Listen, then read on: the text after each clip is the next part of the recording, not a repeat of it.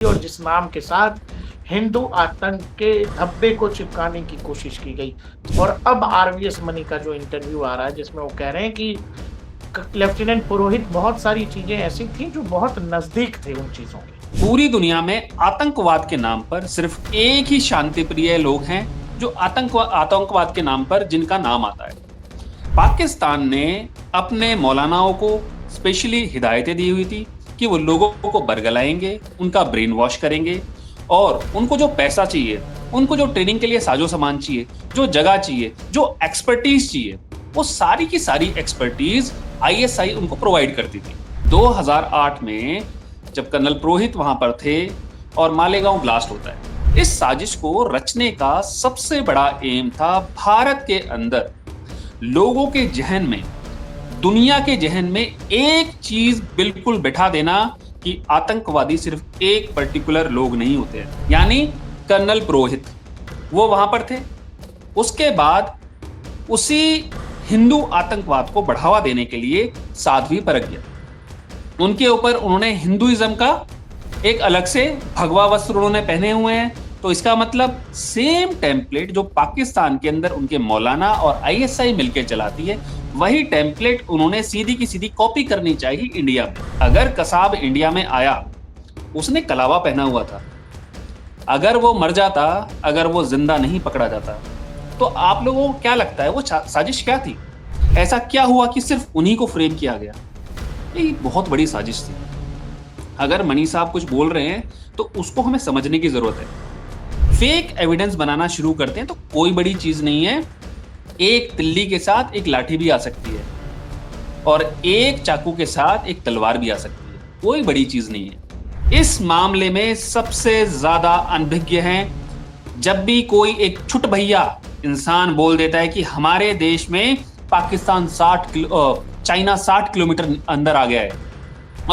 10,000 metre की ऊंचाई पे, 10,000 फीट की ऊंचाई पे जाके देखो, 16,000 फीट की ऊंचाई पे जाके देखो, वो सैनिक रात को भी वहीं खड़ा हुआ मिलेगा आपको। आपकी जबान बगैर हड्डी की है, वो बस ऐसे चलती है, लेकिन इसका मतलब ये नहीं है कि भारतीय सैनिक वहां पर बैठा और वहां पे खड़ा नहीं है। अरे भाई, हलवा है, कोई खेल है क्या? ऐसे आ जाता है क्या चाइना अंदर? इतनी औकात नहीं है चाइना की। दर्शकों नमस्कार, आप देख रहे हैं डीएनपी इंडिया। मैं हूं प्रकाश ललित और हमारे साथ हैं लेफ्टिनेंट कर्नल विकास गुर्जर सर। सर बहुत बहुत शुक्रिया डीएनपी को समय देने के लिए और अपना ये कीमती समय निकालने के लिए। Thank you sir. Thank you Prakash ji, thank you. जय हिंद, जय भारत। जय हिंद सर। दर्शकों, आज हम जिस विषय के साथ आए हैं, मुझे लगा कि उस विषय पर एक फौजी का बोलना बड़ा जरूरी है और एक फौजी की राय उस पर बेहद अहम इसीलिए हो जाती है क्योंकि उससे जुड़ी बहुत सारी कहानियां पब्लिक डोमेन में हैं। जिन लोगों का जन्म मुंबई हमले के बाद हुआ होगा, मुझे नहीं पता वो लोग कितना इससे वास्ता रखेंगे नहीं रखेंगे, लेकिन वो जनरेशन जिसने मुंबई हमला देखा है, जिसके कानों तक 1993 मुंबई बॉम्ब ब्लास्ट की कहानी भी आई होगी, जिसने दाऊद इब्राहिम को जाना होगा, जिसने 9/11 26/11 जैसी घटनाओं को अपने आंखों के सामने देखा है, जिसने ये अनाउंसमेंट देखा है टेलीविजनों से लेके रेलवे स्टेशन तक कि भाई अज्ञात वस्तुओं को हाथ ना लगाएं, सब कोई भी संदिग्ध चीज विस्फोटक हो सकती है। हम लोग उस दौर वाले हैं और वो दौर भी जिस दौर में ये कहा गया, जब जोर जोर से बताया गया कि आतंक का कोई धर्म नहीं होता, कोई मजहब नहीं होता, उसी दौर में जो लोग ये चीख चीख कर बता रहे थे, उन्हीं लोगों ने इस देश को, इस दुनिया को एक नई थियरी देने की कोशिश की, जिसमें कहा कि आतंक का एक कॉर्नर उनको पता लग गया है, जिसमें उन्होंने कहा कि ये भगवा आतंकवाद है, हिंदुत्व आतंकवाद है, हिंदू आतंकवाद है। और इसी में एक नाम आता है कर्नल पुरोहित। इंडियन मिलिट्री के इंटेलिजेंस विंग के एक ऑफिसर को जिस तरह से भगवा आतंक के नाम पर प्रताड़ित किया गया, करीब 15 सालों तक केस चला, 8 साल उन्होंने जेल में बिताया भी है। और जो समाज में नाम खराब होता है, जो देश में नाम खराब होता है, वो अलग। और अब ये कहानी हम आपसे इसीलिए कह रहे हैं क्योंकि फॉर्मर अंडर सेक्रेटरी हैं होम आरवीएस मनी साहब ने हाल फिलहाल एक इंटरव्यू दिया जिसमें उन्होंने कहा कि कर्नल पुरोहित वो ऑफिसर थे कि संभवतः आगे चलकर चीफ ऑफ स्टाफ हो जाते, लेकिन पाकिस्तान ऐसा नहीं चाहता था कि वो व्यक्ति मिलिट्री में इतने आगे तक जाए। बहुत कुछ और न जोड़ते हुए विकास सर से ही पूछते हैं, विकास सर, एक फौजी आदमी को जिस तरह से इस देश के सिस्टम में लपेटा गया, पॉलिटिकली जिस तरह से एक माइलेज लेने की कोशिश की गई और जिस नाम के साथ हिंदू आतंक के धब्बे को चिपकाने की कोशिश की गई, स्टैब्लिश करने की कोशिश की गई। और अब आरवीएस मनी का जो इंटरव्यू आ रहा है जिसमें वो कह रहे हैं कि लेफ्टिनेंट पुरोहित बहुत सारी चीजें ऐसी थी जो बहुत नजदीक थे उन चीजों के। कुछ थ्योरी जैसी भी हैं कि अगर पुरोहित साहब बाहर होते तो मुंबई का हमला सफल नहीं होता। इंटेलिजेंस के आदमी थे और आरवीएस मनी ये कह रहे हैं कि पाकिस्तान नहीं चाहता था कि वो आर्मी में आगे तक जाए। Over to you sir. देखिए प्रकाश जी, मैं अपनी बात शुरू करने से पहले एक छोटा सा एक 2-4 लाइन है वो बोलना चाहूंगा कि बैटलफील्ड में सबसे खतरनाक गोली वो नहीं होती जो दिख जाए, सबसे खतरनाक वो होती है जो कि अनसीन डायरेक्शन से आए, और इन्वेस्टिगेशन में भी वही रूल अप्लाई होता है। अब बात करते हैं इस चीज के ऊपर। पहले मैं अपने दर्शकों को एक चीज बताऊंगा कि आज हम इन चीजों के बारे में जब बात करेंगे तो परत दर परत किस तरह से पाकिस्तान ने इंडिया में इन चीजों को अनरोल करने की कोशिश करी है, वहां से शुरू करेंगे। आपको थोड़ा सा धैर्य रखना पड़ेगा और आप इसको थोड़ा सा आगे मत बढ़ाइएगा कि आप जनरली क्या करते हैं, थोड़ा आगे आगे बढ़ा के देखते हैं। अगर आप आगे बढ़ा के देखेंगे तो आज आपको ये जो एनालिसिस है ये समझ में नहीं आएगा। मैं आपको बड़ा क्लियर बोल रहा हूं, तो अब शुरू करते हैं। देखिए, पाकिस्तान का जो आतंकवाद है जो उसने शुरू किया था, उसका एक सेट रूल था, उसकी कुछ ग्राउंड रियलिटी थी। वो ग्राउंड रियलिटी क्या थी? आईएसआई। आईएसआई उनका मिलिट्री विंग का इंटेलिजेंस एजेंसी है, और उनके जितने भी धर्म के ऊपर जो चलने वाले गुरु हैं, जो उनके धर्म के आका हैं, उन्होंने एक इकोसिस्टम बनाया हुआ था पाकिस्तान में। वो लोग धर्म के नाम पर लोगों को बरगलाते थे और उनकी ट्रेनिंग का काम करती थी आईएसआई। धीरे धीरे करके इन्होंने ये जो सिस्टम था ये 1971 की वॉर के बाद शुरू किया। उनको समझ में आ गया कि भारत के साथ वो किसी भी direct face to face conflict में नहीं जीत सकते। अगर वो किसी फेस टू फेस कॉन्फ्लिक्ट में नहीं जीत सकते तो उन्होंने नया हथियार चुना, छद्म युद्ध। ठीक है, छद्म युद्ध का मतलब है ऐसा वॉरफेयर, एक हाइब्रिड वॉरफेयर, एक ऐसा युद्ध जो कि दिखाई ना दे, जिसमें आप इंडिया को ब्लीड कर सके विद 1000 कट्स। उस युद्ध में उन लोगों ने धीरे धीरे करके सबसे पहले अपनी आतंकवाद की जो प्रयोगशाला थी ना, उसे बनाया पंजाब को। पंजाब में इस मॉडल को धीरे धीरे इन्होंने चला के देखा और हमेशा इन्होंने धर्म के साथ आतंकवाद को आगे बढ़ाया था। देन 1990s में उन्होंने पूरे के पूरे कश्मीर के अंदर एक तरफ से लेके दूसरी तरफ तक हर जगह इस तरह से उसको स्ट्रेटेजिकली उन्होंने लोकेट किया, रिलोकेट किया उस जगह को, और अपने छोटे छोटे ब्लॉक्स में डिवाइड किया, और वहां पर उन्होंने आतंकवाद को पुरजोर फैलाया। उसके बाद भारत ने हर जगह से, भारत की जो आर्म फोर्सेस थी, जो स्टेट पुलिस थी, इन सब लोगों ने मिलकर बहुत अच्छा काम किया और इन चीजों को कर्ब किया। लेकिन पूरी दुनिया में हमेशा एक ही चीज चलती आई।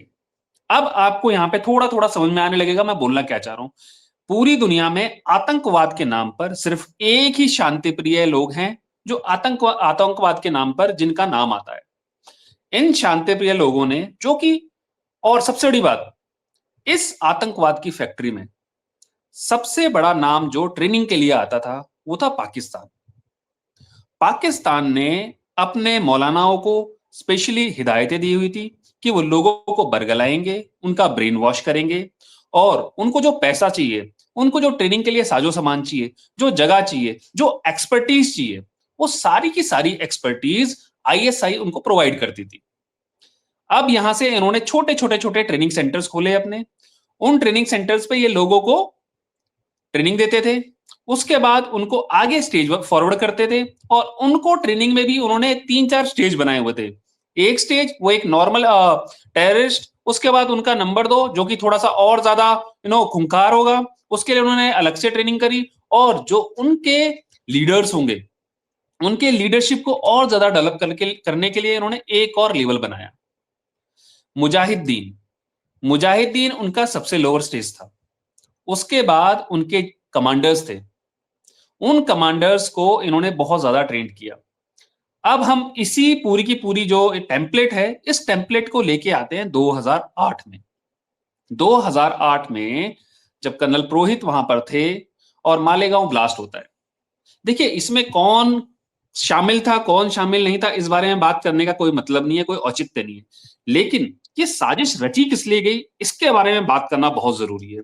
इस साजिश को रचने का सबसे बड़ा एम था भारत के अंदर लोगों के जहन में, दुनिया के जहन में एक चीज बिल्कुल बिठा देना कि आतंकवादी सिर्फ एक पर्टिकुलर लोग नहीं होते हैं। उनके हिसाब से पाकिस्तान में जो मुस्लिम है वो आतंकवादी नहीं है, भारत के हिंदू भी आतंकवादी है। उन्होंने इस चीज की टेम्पलेट को सेट करने की कोशिश करी। अब उन्होंने इसको सेट कैसे किया, आपको ये थोड़ा सा दिमाग लगाकर समझने की जरूरत है। उसको सेट करने के लिए उन्हें बड़ा अच्छी तरह से इन चीजों को आइडेंटिफाई किया। सबसे पहले उन्होंने इंडियन आर्मी की इंटेलिजेंस विंग, यानी कर्नल पुरोहित, वो वहां पर थे, उनको उन्होंने टारगेट किया अपनी इन्वेस्टिगेशन में, या करवाया। उसके बाद उसी हिंदू आतंकवाद को बढ़ावा देने के लिए साध्वी प्रज्ञा, उनके ऊपर उन्होंने हिंदुइज्म का एक अलग से भगवा वस्त्र उन्होंने पहने हुए हैं। तो इसका मतलब सेम टेम्पलेट जो पाकिस्तान के अंदर उनके मौलाना और आईएसआई मिलकर चलाती है, वही टेम्पलेट उन्होंने सीधी की सीधी कॉपी करनी चाहिए इंडिया में। लेकिन उनको यह समझ में नहीं आया कि इंडिया में एक उनका जो प्रोपेगेंडा है वो 1 साल 2 साल या 3 साल, उससे ज्यादा नहीं चल सकता। आपके पास सबूत नहीं है।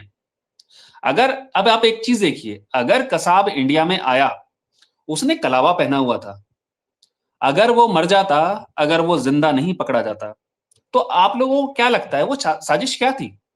मालेगांव ब्लास्ट से पहले ही ये साजिश वहां पे रच दी गई थी, लेकिन उसको वहां पर पकड़ लिया गया और सारा का सारा उनका जो सिस्टम था वो खत्म हो गया।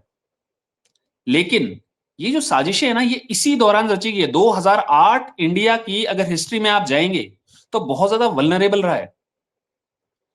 उन्होंने अपनी टेम्पलेट को सेट करने के लिए ऑलरेडी सारी चीजें कर ली थी। इसलिए अगर हम कोई बंदा ये बोलता है कि कर्नल पुरोहित के ऊपर आरोप लगाए गए और उनको वहां पर फ्रेम करने की कोशिश गई, तो आपको बहुत ज्यादा सीरियस होकर इन चीजों को सोचने की जरूरत है कि एक बंदा मिलिट्री इंटेलिजेंस में, जो कि भारत को बचाने की कस्में खाता है, जो भारत के लिए, जब आप एकेडमी से पहले दिन अपनी शपथ परेड करते हैं तो उसमें आप बोलते हैं कि मेरे को आप लैंड पे भेजिए, सी में भेजिए, हवा में भेजिए, देश से 100 किलोमीटर दूर भेजिए या 10,000 किलोमीटर दूर भेजिए, मैं ना उफ करूंगा ना आ करूंगा, जो बोलोगे वही करूंगा। ये हम कसम खाते हैं। तो इसका मतलब उस बंदे ने अपने देश के लिए जो चाहा वो किया। देखिए, हम हमारे जो अजीत डोभाल साहब है उनके बारे में बात करते हैं कि बड़े अच्छे थे, बहुत अच्छा उन्होंने पाकिस्तान में जाके किया। क्या आपको पता है कर्नल पुरोहित ने क्या किया होगा? वो किस तरह से इन चीजों को डील कर रहे थे? ऐसा क्या हुआ कि सिर्फ उन्हीं को फ्रेम किया गया?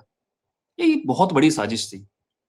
अगर मनी साहब कुछ बोल रहे हैं तो उसको हमें समझने की जरूरत है, उसके बारे में एनालाइज करने की जरूरत है। लोग इन खबरों को आया और गया कर देते हैं, लेकिन इसके ऊपर बहुत ज्यादा डीप हमें सोचने की जरूरत है कि इसके अंदर शामिल कौन था। आज तक इसके ऊपर कोई इन्वेस्टिगेशन नहीं हुई है। इसके ऊपर भी इन्वेस्टिगेशन होने की जरूरत है कि इसके अंदर कौन कौन लोग शामिल थे, उन्होंने क्या क्या फायदा पहुंचाया और किस तरह से इस इन्वेस्टिगेशन को डिरेल करने की कोशिश करी, और डिरेल करके उन्होंने इस इन्वेस्टिगेशन को प्रॉपरली सिर्फ एक तरफ चैनलाइज करने की कोशिश करी, एंटी इंडिया और एंटी हिंदू।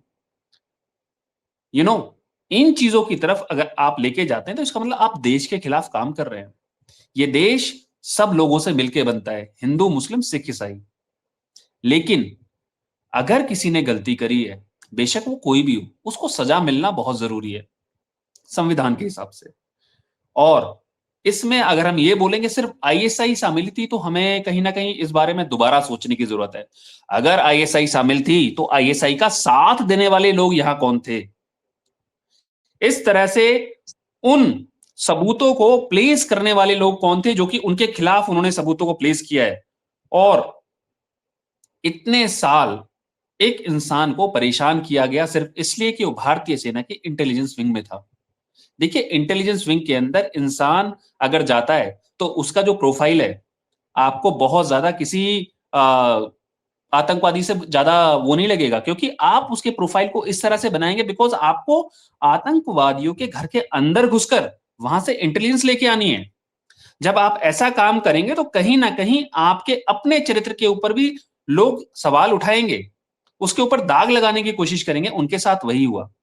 उन्होंने जितनी इंटेलिजेंस हासिल करी और जब तक वो वहां पे थे, आप ये खुद देखिए कि कोई भी इंसान या कोई भी परिंदा उस पर्टिकुलर एरिया में, जो उनका एरिया ऑफ रिस्पॉन्सिबिलिटी था, वहां पर ऐसा कुछ नहीं हुआ था। लेकिन अचानक से जैसे ही उनको उन लोगों ने फ्रेम किया, उसके बाद बहुत ज्यादा कंट्रोवर्सीज होनी शुरू हुई। उनके खिलाफ लोगों ने बहुत ज्यादा माहौल बनाने की कोशिश करी। इन चीजों पे हमें सोचने की जरूरत है कि कर्नल पुरोहित, आज ब्रिगेडियर पुरोहित अगर यहां पर पहुंचे हैं तो उनकी खुद की उनकी उनका हौसला था कि उन्होंने इस चीज के खिलाफ आवाज उठाई। लोगों ने उनका साथ नहीं दिया था, लेकिन जब उन्होंने अपने लिए अपनी आवाज उठाई तो लोगों ने उनका साथ देना शुरू किया। लोगों को समझ में आया कि ये तो पूरी की पूरी कहानी कहीं ना कहीं गड़बड़ थी और इसमें आईएसआई और पाकिस्तान का हाथ था। आज खुद देखिए, आज अगर मैं आपसे बात करूं कि आप कॉकरोच जनता पार्टी, देखिए यहां से मैं थोड़ा सा डिरेल हो रहा हूं, थोड़ा सा आपको समझाने की कोशिश करूंगा। कॉकरोच जनता पार्टी अगर इंडिया में एक प्रोटेस्ट लेके आई है, उस प्रोटेस्ट की हमें हर जड़ को भी समझने की जरूरत है। उसके अंदर से जितने टेंटिकल्स छोटे छोटे निकले हुए हैं, उन सब के बारे में जानने की जरूरत है। हमें सिर्फ ये नहीं समझना चाहिए कि एक एग्जाम के खिलाफ कोई प्रदर्शन हो रहा है। देखिए, एग्जाम के खिलाफ प्रदर्शन बहुत सारे हुए हैं, चलो इस बारे में दोबारा बात करेंगे। लेकिन कर्नल पुरोहित ने जो किया था, वो दुनिया को पता चला कि वो भारत को बचाने की कोशिश कर रहे थे ऐसे लोगों से। लेकिन वो लोग कहीं ना कहीं 2-3 साल के लिए सक्सेसफुल हुए और उनको बहुत ज्यादा परेशानियों का सामना करना पड़ा। जी प्रकाश जी। सर, सबसे अजीब बात यह है, जब आप पढ़ते हैं, लोग खोजते हैं, आप पुरानी चीजों में घुसते हो, तो आपको ये पता लगता है कि 2008 में जब आपके यहाँ मुंबई धमाका हुआ, उसी दौर में जब हमारे यहाँ नेता ये थ्योरी गढ़ रहे थे कि हिंदू आतंकवाद एग्जिस्ट करता है, बकौल आरवीएस मनी की, भाई उनसे बोला जा रहा था कि खोजो। मनी साहब कह रहे हैं कि भाई ऐसा कुछ है ही नहीं, कहां से खोजें? कि नहीं नहीं नहीं नहीं है, तुम खोजो, मिलेगा मिलेगा। ऐसा थोड़ी है एक ही तरह के लोग आतंकवादी हैं या आतंकवाद से जुड़े हुए हैं, खोजो। और उसी दौर में कसाब कलावा बांध के आ जाता है। बिल्कुल। कितना बड़ा कोइंसिडेंस है मेरे भाई। दर्शकों, बहुत सारी एक सर मैं ओटीटी पर एक फिल्म भी आई है कर्नल पुरोहित पर। उस फिल्म में यह दिखाया है कि आईएसआई बहुत कुछ भारत के अंदर ऐसा कर रही थी, इवन इंडियन मिलिट्री के अंदर कुछ ऐसा कर रही थी जिस बात की जानकारी कर्नल पुरोहित को होगी।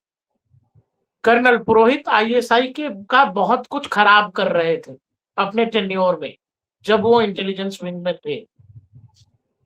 और इस चक्कर में कर्नल पुरोहित आईएसआई की नजर में आ गए, आईएसआई की हिट लिस्ट में आ गए।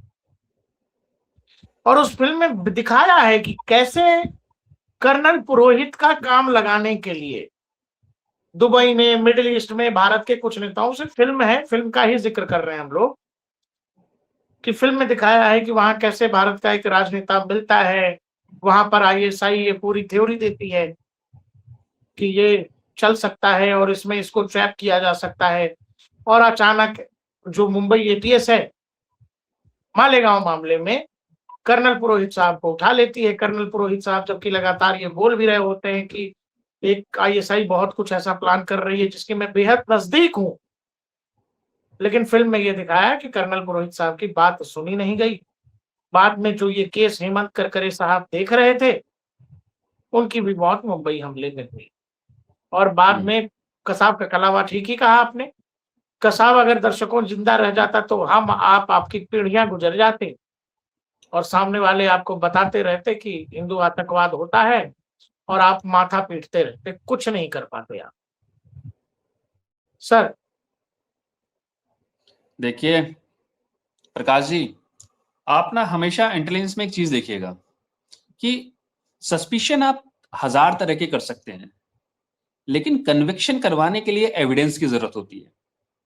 एविडेंस कहां से लेके आओगे? आप 100 तरह के इल्जाम एक इंसान के ऊपर लगा सकते हो, लेकिन उसके लिए एविडेंस तो कहीं से लेके आओगे। जब आप मैन्युफैक्चर करते हो एविडेंस, तो कहीं ना कहीं ऐसी एक ट्रेल छोड़ते हो कि उस ट्रेल से सारे के सारे धागे खुलने लगते हैं और सारी चीजें बिल्कुल अपने मुंह से बोलना शुरू कर देती है कि कहां गलती हुई थी, किसने गलती करी थी और क्यों गलतियां हुई थी। एक्चुअल में आज भी जब इसकी जो इन्वेस्टिगेशन थी वो एनआईए को दी गई, उसका रीजन था, एनआईए को जब इसकी इन्वेस्टिगेशन देने के लिए करने के लिए बोला गया, तो एनआईए ने हर चीज को परत दर परत खोलना शुरू किया। और जब उनको ये चीजें समझ में आने लगी कि ये तो सारे के सारे एविडेंस मैन्युफैक्चर्ड है या उनको इस तरह से एक जगह पर बिठाया गया है कि एक पर्टिकुलर बंदे को, एक पर्टिकुलर रिलीजन को, एक पर्टिकुलर साधु संत को उस चीज के ऊपर होम ऑन करवाया जाए। यानी आपने एक कमरे के अंदर एक चाकू जाके रख दिया, एक कमरे के अंदर आपने एक बॉम्ब जाके रख दिया, और जब वहां पे कोई पहुंचा तो जाके उठा के लेके आ गया। या फिर ये भी हुआ, सोचने की जरूरत है, ऐसा तो नहीं हुआ कि लोग अपनी जेब के अंदर ही चाकू और बम लेके चले गए और रख दिया और उनको लाके फिर दिखा दिया कि ये हमें मिला है, ये एविडेंस है उनके वहां पर। देखिए, जब आप किसी के खिलाफ फेक एविडेंस बनाना शुरू करते हैं तो कोई बड़ी चीज नहीं है, एक तिल्ली के साथ एक लाठी भी आ सकती है और एक चाकू के साथ एक तलवार भी आ सकती है, कोई बड़ी चीज नहीं है। इसका मतलब भारत में जो ये साजिश रची गई थी, इसके ऊपर जो इन्होंने खुलासा किया है, देखिए वो उनके अपने पर्सनल व्यूज हैं। इसके ऊपर अभी तक अगर मैं बोलूं तो गवर्नमेंट एजेंसी का कोई बयान भी नहीं आया है। लेकिन ऐसी चीजों में क्या कभी कोई बयान आया है क्या? ये समझने की जरूरत है। ऐसी चीजों में बयान नहीं आते हैं। ऐसी चीजों के मर्म को समझने की जरूरत है कि इसके अंदर क्या था, इसमें किसको टारगेट किया गया, इसमें टारगेट किसको किया गया, टारगेट करने के रीजन क्या थे, क्या उन टारगेट करने वाले रीजंस में कुछ ऐसा था जिसमें भारत की छवि को खराब करने की कोशिश करी गई हो, या भारत के एक पर्टिकुलर तबके की छवि को खराब करने की कोशिश की गई हो। इसका मतलब इन लोगों ने बहुत ज्यादा एनालाइज करा था, बहुत ज्यादा सोचा समझा था कि कहीं ना कहीं वो दुनिया को ये चीज बता सकें या करवा सके कि सिर्फ पाकिस्तान की सेना पर इल्जाम लगाने से कुछ नहीं होगा, भारत की सेना भी यही कर रही है। ये इस तरह के नैरेटिव को चलाने की कोशिश कर रहे थे। लेकिन भारतीय सेना देखिए कच्ची गोलियां नहीं खेलती है। मैं भारतीय सेना में काम कर चुका हूं। ये जो बाल है ना, जो मेरे सफेद हुए हैं, हर हर एक बाल एक एक्सपीरियंस है, हर एक बाल। इसका मतलब इंडिया के अंदर 15 लाख फौजी हैं, तो आप देखिए उनके एक्सपीरियंस कितने होंगे। अगर आप एक फौजी को कोई बात बताते हैं, उसको एनालाइज करता है, उसको सोचता है और समझता है, फिर किसी निष्कर्ष पे पहुंचता है। वो ऐसे ही उड़ते हुए हवा में तीर नहीं मार देता। उसको पता है आपको आगे कैसे बढ़ना है। जब भारतीय सेना के एक ऑफिसर के ऊपर इस तरह के इल्जाम लगाए गए, तो आपको क्या लगता है भारतीय सेना चुप बैठी होगी? भारतीय सेना ने कुछ नहीं किया होगा, वो शांत बैठ गए होंगे। उन्होंने कुछ अपनी तरफ से इन्वेस्टिगेट नहीं किया हुआ था। आप भारतीय सेना के एक जवान के ऊपर अगर कोई लांछन लगाते हैं, तो उसकी पूरी कोर्ट ऑफ इंक्वायरी होती है, उसकी पूरी छानबीन होती है। तो आपको क्या लगता है आपने भारतीय सेना के एक अफसर के ऊपर इतना बड़ा इल्जाम लगा दिया और उसके ऊपर कोई छानबीन ही नहीं हुई? भारतीय सेना ने उसके ऊपर छानबीन की होगी। छानबीन करने के बाद बताया होगा कि ये चीजें हैं, ये फैक्ट है। अगर आपको लगता है कि ये गलत है, तो आपको इसके बारे में बात करनी चाहिए। एनआईए को ये केस दिया कितने सालों के बाद था, आप ये सोचिए ना, टाइमलाइन देखिए। एनआईए को तुरंत नहीं दिया गया था, एनआईए को देने की एक टाइमलाइन थी। उसके बीच में कहीं ना कहीं कोई छानबीन तो हुई होगी ना। जनता को बताया गया होगा कि आप गलत जा रहे हो, आपने गलत छानबीन करी है, आपने जितने के जितने एविडेंस लेके आए सारे के सारे फॉर्ज्ड हैं, आपने जबरदस्ती वो एविडेंस बनाए हैं। क्या एक इंटेलिजेंस के ऑफिसर के ऊपर आप इल्जाम लगाओगे, इंटेलिजेंस विंग शांत बैठ जाएगी? वो नहीं देखेगी, उनको समझ में नहीं आएगा चल क्या रहा है। उन्होंने अपना इन्वेस्टिगेशन किया होगा, उन्होंने पता करी होंगी सारी की सारी चीजें कि चल क्या रहा है। ऐसा कैसे हो सकता है? जब आप भारतीय सेना में एक ऑफिसर को इंडक्ट करते हैं, उससे पहले उसका कई तरह के साइकोलॉजिकल टेस्ट होते हैं। उन साइकोलॉजिकल टेस्ट में पता चलता है कि बंदा कैसा होगा। एक तरह से उसके भविष्य के बारे में पता कर लेते हैं कि भविष्य में जाके अगर इस तरह की चीज होगी, क्या वो कुछ ऐसे काम तो नहीं करेगा जो भारत के खिलाफ जा रहे होंगे? क्या ये कोई करप्शन तो नहीं करेगा? या ये लड़ाई में पीछे अपना पेड़ दिखा के भाग तो नहीं जाएगा? तो आप कैसे एक मिलिट्री ऑफिसर के ऊपर इल्जाम लगा सकते हो जिसका ऑलरेडी साइकोलॉजिकल टेस्ट हो चुका है जब उसको इंडक्ट किया गया था उससे पहले? और इतना रिग्रेस वो टेस्ट होता है कि इंसान को पता नहीं चलता है कि वो कब फेल हुआ, क्योंकि उसके दिमाग के हर कोने को पढ़ा जाता है उसमें, उसकी लीडरशिप क्वालिटीज को पढ़ा जाता है उसमें, तब जाकर कोई बंदा ऑफिसर बनता है। अगर उन्हें नेश मात्र भी कोई फर्क लगता है तो वो उस बंदे को पास ही नहीं करते हैं, वो बंदा कभी एकेडमी में जा ही नहीं पाता है। तो इस तरह की चीजों को जब आप एक ऑफिसर के ऊपर, एक भारतीय सेना के जवान के ऊपर आप इंपोज करने की कोशिश करते हो, फेक करने की कोशिश करते हो, तो आपको ये समझने की जरूरत है कि आप किस इकोसिस्टम से टकराने की कोशिश कर रहे हैं, क्योंकि वो इकोसिस्टम इस देश को बचाने की बहुत बड़ी नींव है। उसी इकोसिस्टम की वजह से आज हमारा देश बचा हुआ है। नहीं तो 1947, 1965, 1971, 1999, 2008, ऑपरेशन पराक्रम, 2016, 2019, 2025, कितनी बार आप अपनी सेना से सवाल पूछेंगे? आपकी सेना ने तो हमेशा दुश्मन को करारा जवाब दिया है। दुश्मन के 93,000 सैनिकों को उनकी पेंटे उतार दी गई, तब भी आपको यकीन नहीं हुआ। आज मैं आपको एक चीज और बोलूंगा, देखिए बात चल रही है प्रकाश जी, हमारे देश के लोग इस मामले में सबसे ज्यादा अनभिज्ञ हैं। जब भी कोई एक छुट भैया इंसान बोल देता है कि हमारे देश में पाकिस्तान चाइना 60 किलोमीटर अंदर आ गया है, और वो सीधा जवाब मांगना शुरू कर देते हैं सेना से कि ये चाइना 60 किलोमीटर अंदर आ गया, सेना क्या कर रही थी? एक बार जाके देखो वहां पे 10,000 मीटर की ऊंचाई पे, 10,000 फीट की ऊंचाई पे जाके देखो, 16,000 फीट की ऊंचाई पे जाके देखो, वो सैनिक रात को भी वहीं खड़ा हुआ मिलेगा आपको। आपकी जबान बगैर हड्डी की है, वो बस ऐसे चलती है, लेकिन इसका मतलब ये नहीं है कि भारतीय सैनिक वहां पर बैठा और वहां पे खड़ा नहीं है। वो हर कोने को, हर इंच को देख रहा है, हर इंच पे उसकी नजर है। लेकिन हमारे देश के कुछ लोग ऐसे एहसान फरामोश हैं जो सिर्फ ये सोचते हैं कि जब वो सेना के ऊपर उंगली उठाएंगे तो ही उनकी बात को सुना जाएगा। यही चीज कर्नल पुरोहित के साथ हुई, और यही चीज आज पिछले 15 सालों से हमारे देश में चल रही है। आपकी बात को अगर कोई नहीं सुनता है तो आप सबसे पहले सेना के ऊपर जवाब उठाते हो और उनसे बोलते हो कि जवाब दीजिए हमें। सवाल उठाना जरूरी है, लेकिन सेना के मनोबल के बारे में आप क्या सोचते हैं? एक सैनिक 24x7 खड़ा हुआ है देश की रक्षा के लिए, लेकिन आपने क्या दिया? सवाल, सिर्फ और सिर्फ सवाल, झूठी इन्वेस्टिगेशंस, झूठे केस। हमेशा सैनिकों के साथ यही चीजें आप करते आए और करते रहेंगे, लेकिन एक सैनिक सिर्फ उफ भी नहीं बोलता है, वो इन चीजों से आगे बढ़ता है, उसे इन चीजों से फर्क नहीं पड़ता, वो चीजें उसके लिए तुच्छ है। लेकिन फिर भी कर्नल पुरोहित अगर आज ब्रिगेडियर है तो सिर्फ और सिर्फ उनकी अपनी खुद की लड़ाई की वजह से। इस देश के सिस्टम ने और उस सिस्टम में कहीं ना कहीं आईएसआई ने जो बीज बोए थे, उन बीजों की वजह से, सिर्फ और सिर्फ उन बीजों की वजह से उनको कहीं ना कहीं पीछे धकेलने की कोशिश करी है। एक इंसान इतना ज्यादा अगर वो बोल रहा है कि वो बहुत ज्यादा करीब है आईएसआई के एक ऐसे मॉड्यूल को पकड़ने में जो कहीं ना कहीं भारत को नुकसान पहुंचाने वाला है, लेकिन उसकी बात किसी ने नहीं सुनी। ऐसा क्या था? क्या हुआ था? क्या कभी किसी ने सोचने की कोशिश करी? क्या कभी किसी ने मानने की कोशिश करी? हमारी प्रॉब्लम सबसे बड़ी क्या है, जैसे ही हमारे पास त्वरित तौर पर इनिशियली कोई भी ऐसा फैक्ट आता है उसे हम सच मानना शुरू कर देते हैं, हम उसकी तह में जाते ही नहीं है।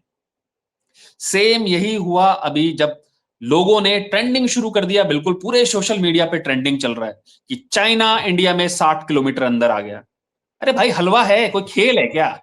ऐसे आ जाता है क्या चाइना अंदर? इतनी औकात नहीं है चाइना की। चाइना की इतनी औकात नहीं है। मैं आपको बड़ा क्लियर बोल रहा हूं और बड़ा साफ तौर पे बोल रहा हूं। चाइनीज हैं लेकिन औकात नहीं है। औकात में और कैपेबिलिटी में फर्क होता है। अगर आपके अंदर कैपेबिलिटी है तो आप अपनी चीजों को प्रॉपर तरीके से चैनलाइज करने की कोशिश करोगे, अपनी पावर को कहीं ना कहीं चैनलाइज करने की कोशिश करोगे। आप ऐसे ही आके नहीं घुस जाओगे। अगर कोई इंसान ये बोलता है कि 60 किलोमीटर अंदर चाइना इंडिया में आ गया, तो सबसे बड़ी प्रॉब्लम उसकी अपनी मानसिकता की है। क्योंकि उसकी मानसिकता ये है, उसकी मानसिकता हारी हुई है। उसकी मानसिकता हारी हुई क्यों है? क्योंकि वो बंदा सिर्फ उन चीजों पर, उन नेगेटिव चीजों पर ही ध्यान देने की कोशिश करता है जो हो रही हैं, लेकिन पॉजिटिव के बारे में नहीं सोचा। उसे ये सवाल नहीं पूछना चाहिए था कि चाइना 60 किलोमीटर आ गया। उसे ये पूछना चाहिए था कि ये लोग जो बोल रहे हैं 60 किलोमीटर आ गया, इनके पास एविडेंस कहां से आए? क्या इनके पास कोई एविडेंस है? उन लोगों से सवाल पूछना चाहिए था, ना कि सेना से। सेना ने बड़ा क्लियर तौर पे बोला कि ऐसा कुछ नहीं हुआ, लेकिन फिर भी लोगों ने बहुत हो हल्ला मचाया और आज भी ये चीजें ट्रेंडिंग चल रही हैं इंडिया में। आज भी लोग पूछ रहे हैं, क्योंकि वो कभी सोच ही नहीं सकते, समझ ही नहीं सकते और मान नहीं सकते कि भारतीय सेना हमेशा उनके लिए खड़ी हुई है, क्योंकि उनके दिमाग के अंदर वो गड़बड़ हो चुकी है, उनका केमिकल इंबैलेंस हो चुका है। उस इंबैलेंस को आप ठीक नहीं कर सकते। और ये कुछ लोग हैं, सिर्फ मुट्ठी भर लोग, ये कुछ लोग हैं जो कि सिर्फ आंदोलन के नाम पर, सिर्फ अपने पर्टिकुलर रोटियां सीखने के लिए, अपने फायदे के लिए, अपने पर्सनल फायदे के लिए इस देश को कहीं ना कहीं नीचे रखने की कोशिश करते हैं।